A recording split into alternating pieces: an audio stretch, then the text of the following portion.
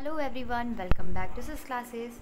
My name is Shaista Parveen and you are watching SS Classes. So my all dear student, today I will discuss the chemistry class 8 ICSE board chapter number 1, which is the name is matter and its composition. So this is also a requested video. So ये requested video है और मैं first chapter को discuss करने से पहले आप लोगों को चैप्टर के कंटेंट बता देती हूँ कि कौन कौन से कंटेंट हम लोग को इसमें पढ़ने हैं। सो मैंने एक बच्चे की बुक ली थी, मैंने बताया भी था आप लोग को कि मैंने एक बच्चे की बुक ली है, ठीक है। उसी से मैं क्या कर रही हूँ कि क्लास 8 की वीडियो बना पा रही हूँ। तो सबसे पहला कंटेंट यहाँ पर दिया हुआ है मैटर एंड इट्स कंपोजिशन, उसके बाद है physical and chemical changes, element compound and mixture, next है एटॉमिक स्ट्रक्चर, 5 है लैंग्वेज ऑफ केमिस्ट्री। तो यहाँ तक तो आपका हमें लगता है कि वो सारे चैप्टर मिल रहे हैं जो क्लास 7 में थे। फिर है 6 वाला केमिकल रिएक्शन, 7 है हाइड्रोजन, 8 वाला चैप्टर है वाटर, 9 वाला चैप्टर है carbon and its compound and 10 chapter है ऑक्साइड ऑफ कार्बन। सो इतने सारे कंटेंट जो है हम लोग को पूरे सिलेबस हम लोग कवर करने हैं। तो हम लोग चलिए अपना फर्स्ट चैप्टर आज से स्टार्ट करते हैं, जिसका नाम है matter and its composition. So matter की बात हम लोग क्लास 5th से करते आ रहे थे। मैटर क्या होता है, हम लोग जितनी भी यूनिवर्स में जितनी भी चीज़ें बनी हुई हैं, ठीक है, वो मैटर से मिलके बनी हुई हैं और मैटर को बनने में कुछ ना कुछ एनर्जी लगती है। हम लोग अपने चारों ओर जो भी देखते हैं वो सारा क्या है, मैटर है। इनफैक्ट हम लोग खुद भी क्या है, एक मैटर है, मैटर से मिलके बने हैं। ये बुक क्या है, मैटर है। ये जो फ़ोन लगा हुआ है वो क्या है, मैटर है, ठीक है। ये जो टेबल है वो क्या है, मैटर है। तो यहाँ पर मतलब मेरे सामने जो भी चीज़ें दिखाई दे रही हैं मुझे, वो सारी चीज़ें मैटर हैं, ठीक है। कहने का मकसद सिर्फ इतना है कि जो हम लोग सांस ले रहे हैं, जो हम लोग पानी पी रहे हैं, जो हम लोग कपड़े वेयर कर रहे हैं, जो हम लोग खाना खा रहे हैं, जो हम लोग अर्थ पर रह रहे हैं, जो हम लोग अर्थ पर चल रहे हैं, वो सारी चीज़ें क्या हैं, मैटर हैं। All of the matter, in fact all substance around us constituent on matter. जितनी भी चीज़ें हैं वो सब क्या हैं, मैटर से मिलके बनी हुई हैं। इसीलिए कहा गया है all the substance around us constitute of matter, ठीक है। तो हम लोग अपने चारों तरफ जो भी चीज़ें देखते हैं वो सारी मैटर हैं। अब मैटर होता क्या है भाई मैटर?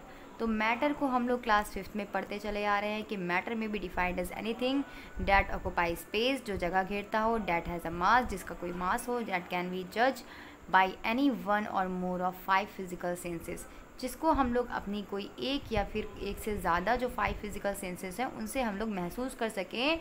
ऑल ऑफ थिंग वो क्या है, मैटर है। एक बार फिर से डिफिनेशन मैं इसकी पढ़ देती हूँ कि मैटर वो सारी चीज़ें हैं जिनको हम लोग जो क्या करते हैं, ऑक्यूपाई करते हैं स्पेस को, जिनका अपना कोई मास होता है, जो कि हम लोग जज कर सकते हैं, जिनको अपनी कोई 5 फिजिकल सेंसेस से 5 फिजिकल सेंसेस होती हैं ना, तो उनमें से किसी एक से भी हम लोग इसको क्या करें, फील कर सके, तो हम उसे बोलते हैं matter, is called matter. So matter की ये सिंपल सी डिफिनेशन आपको लर्न कर लेनी है।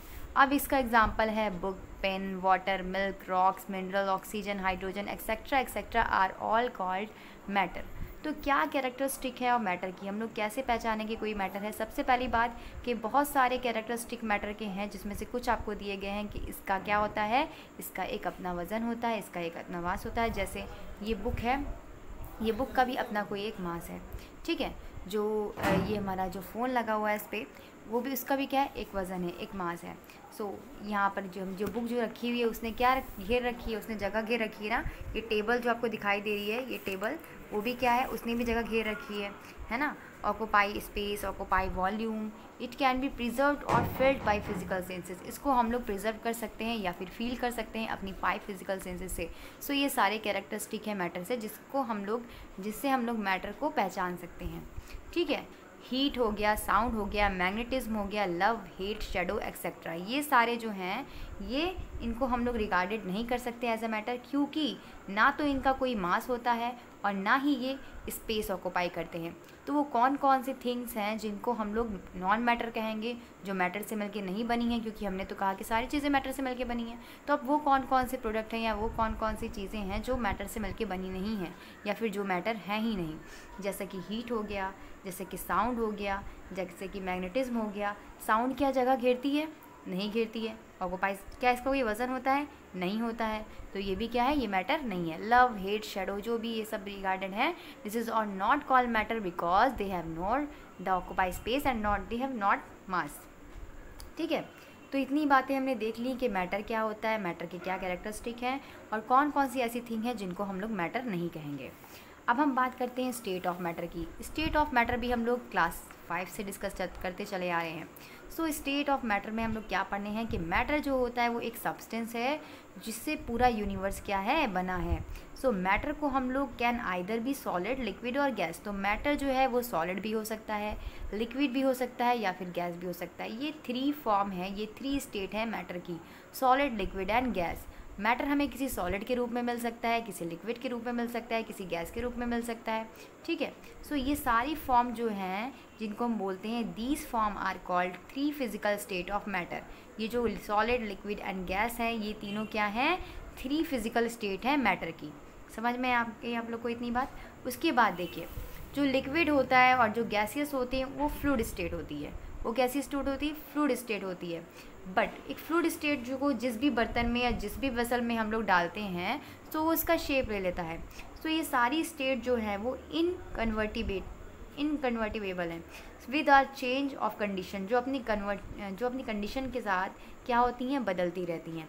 इनको हमने जिस भी पॉट में डाल दिया, जिस भी बर्तन में डाल दिया, जिस भी यूटेंसिल में डाल दिया, ये उसका शेप ले लेती हैं, ठीक है। So each state can be recognise by special characteristic. तो मैटर की जो थ्री स्टेट हैं वो अपने आप में ही अलग से रिकॉग्नाइज, पहचानी जाती हैं।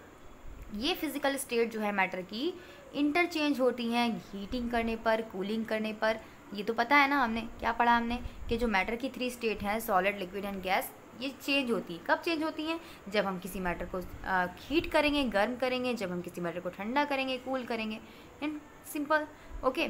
तो अब देखते हैं कि सॉलिड, लिक्विड एंड गैस में क्या आता है। तो सॉलिड जो होता है इसको हम लोग डिफाइन करते हैं, उसकी state of matter has a definite shape, size, volume and mass. जिसका कोई डिफिनिट शेप हो, जिसका कोई डिफिनिट साइज हो और जो क्या है, जिसका एक मास हो, जिसका कोई वज़न हो। जैसे कि इस बॉक्स की बात करते हैं, ये बॉक्स जो है, ये बॉक्स क्या है, ये बॉक्स एक सॉलिड है जिसका एक डिफिनिट शेप है, जिसका एक डिफिनिट वॉल्यूम है और जिसने एक डिफिनिट क्या कर रखा है, स्पेस घेर रखा है। This is a called solid matter, ठीक है। ये सॉलिड से मिलकर बना हुआ है, ठीक है। अब मैं दिखाती हूँ ये आपको बुक, ये वाली कॉपी जो है, ये कॉपी भी क्या है, ये भी हमारी सॉलिड है, क्योंकि ये क्या है, ये स्पेस ऑक्यूपाई कर रही है। एंड क्या है, ये जो है हमारा, इसके अंदर डिफिनिट शेप है, इसका साइज़ फिक्स्ड है और ये फिक्स्ड वॉल्यूम वाली है, इसीलिए हम सॉलिड कहते हैं। अब हम लिक्विड की बात करें तो लिक्विड को हम लोग डिफाइन करते हैं as a matter which has definite mass, जिसका मास डिफिनिट होता है, बट वॉल्यूम जो होता है, वॉल्यूम डिफिनिट शेप। इसका मास और वॉल्यूम जो है वो डिफिनिट होता है, बट नो डिफिनिट शेप, कोई डिफिनिट शेप नहीं होता। इसको जिस भी पॉट में, जिस भी बर्तन में, जिस भी यूटेंसिल में हम लोग डालते हैं, ये उसका शेप ले लेता है, चाहे वो दूध हो, चाहे वो वाटर हो, ये सारे क्या हैं, लिक्विड हैं, ठीक है। So it acquires the shape of container which is filled. हम लोग जिस भी कंटेनर में, जिस भी बर्तन में डालते हैं, ये उसका शेप ले लेता है। दूध को हम लोग किसी बर्तन में डालते हैं तो ये उसका शेप ले लेता है। अगर हम लोग भगोने में डालते हैं तो भगोने का शेप ले लेते हैं, अगर जग में डालते हैं तो जग का शेप ले लेता है, ठीक है। Is that clear. उसके बाद आते हैं अपनी गैस पे। तो गैस क्या होती है, gas is defined as the form of matter which has neither definite shape nor volume but has definite mass. तो गैस एक ऐसा जो है मैटर है जिसको हम लोग डिफाइन कर सकते हैं ऐसे डिफिनिट मैटर से विच हैज़ नाइदर, ना तो डिफिनिट शेप होता है, ना तो जिसका डिफिनिट वॉल्यूम होता है। सिर्फ क्या डिफिनिट होता है इसमें, सिर्फ और सिर्फ इसमें मास डिफिनिट होता है, इसका वज़न जो होता है, जो भार होता है, वो डिफिनिट होता है, ठीक है।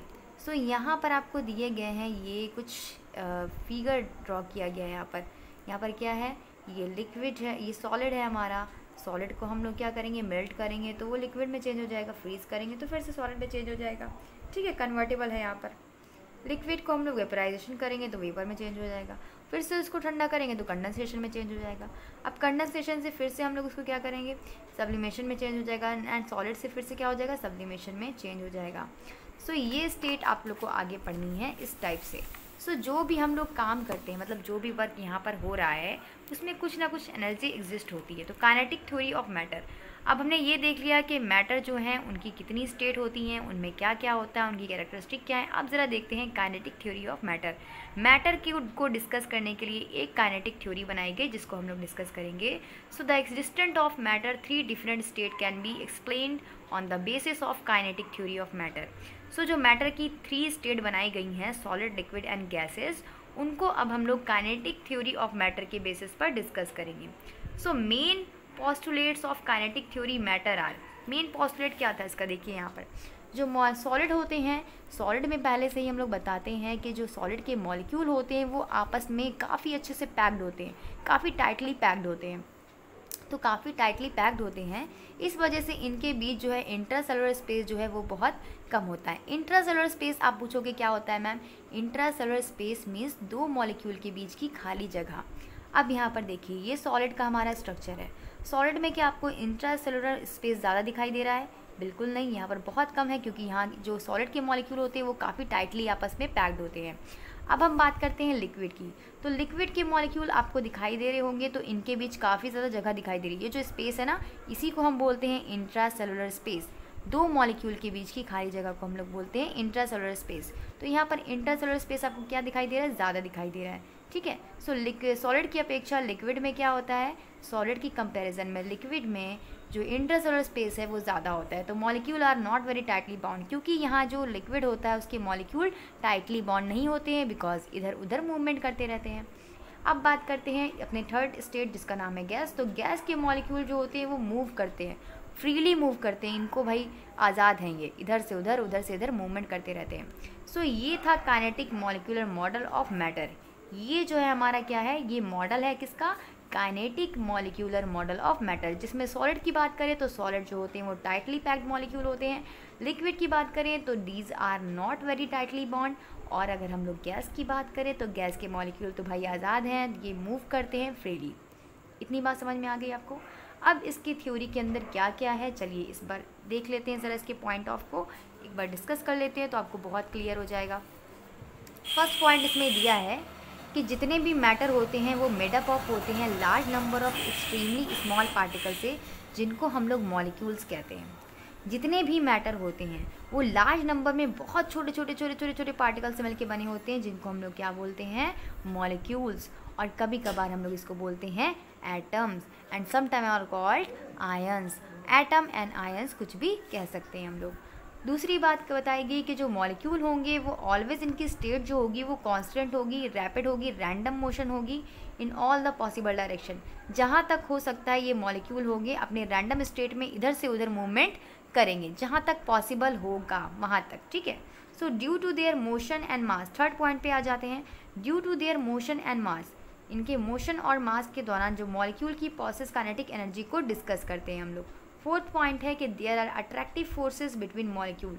जो मॉलिक्यूल होते हैं उनके बीच अट्रैक्शन फोर्स काम करता है, जैसे कि सॉलिड में अट्रैक्शन फोर्स ज़्यादा है बिकॉज इसके जो मॉलिक्यूल हैं टाइटली पैक्ड है। लिक्विड में इसकी कंपैरिजन में कम है, क्योंकि यहाँ पर इंट्रासेलुलर स्पेस ज़्यादा है और इसके मॉलिक्यूल टाइटली बॉन्ड नहीं है। थर्ड की बात करें गैस की, तो यहाँ पर तो मूवमेंट बहुत मतलब फ्रीली हो रहा है, तो यहाँ पर तो बिल्कुल भी अट्रैक्शन फोर्स ज़्यादा काम ही नहीं कर रहा है, ठीक है, बहुत कम काम कर रहा है। इतनी बात समझ में आ गई। अब बात करते हैं attractive force between the molecule same kind are called cohesive force, and attractive forces between the molecule of different kinds are called adhesive force. So attractive force जो दो मॉलिक्यूल के बीच लगता है, जो सेम काइंड के मॉलिक्यूल के बीच अगर attractive force लगेगा तो उसको हम लोग बोलेंगे कोहेसिव फोर्स, जो सेम काइंड ऑफ मॉलिक्यूल के बीच लगेगा, ठीक है, क्या बोलेंगे उसे हम, कोहेसिव फोर्स। और ऐसा अट्रैक्टिव फोर्स जो between the molecule of different kind of the atom, मतलब डिफरेंट काइंड ऑफ मॉलिक्यूल के बीच लगेगा, उसे हम बोलेंगे एडहेसिव फोर्स, ठीक है। वो यहाँ पे 6 पॉइंट यहाँ पर दिया हुआ है कि जो काइनेटिक एनर्जी होगी मॉलिक्यूल्स की वो इंक्रीज़ करेगी with the increase in temperature. जब भी हम लोग किसी भी चीज़ को गर्म करेंगे या टेम्परेचर इंक्रीज़ करेंगे तो वैसे वैसे उसकी काइनेटिक, किसी भी मॉलिक्यूल की काइनेटिक एनर्जी भी इंक्रीज़ करेगी। सो ये आपको इन्फिनाइट का स्ट्रक्चर, ये इन्फिनाइट का साइन होता है। काइनेटिक एनर्जी इंक्रीज़ कर रही है, कब इंक्रीज़ कर रही है, जब हम टेम्परेचर को बढ़ा दे रहे हैं या फिर इंक्रीज़ कर दे रहे हैं, ठीक है। फिर यहाँ पर 7 पॉइंट और लास्ट पॉइंट इसका दिया हुआ है इस थ्योरी का। क्या है 7 और लास्ट पॉइंट, आई होप आप लोग को दिख रहा हो कि as the distance between the molecules increases the magnitude of attractive force between the molecule decreases.